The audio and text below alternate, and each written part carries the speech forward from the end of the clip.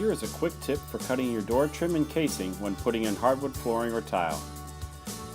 Use a scrap piece of the floor or tile as a gauge block to rest your multi-tool on. Let the tool rest on the block while you cut. This ensures a straight and accurate edge. Once the cut is complete, clear out the debris and check the fit.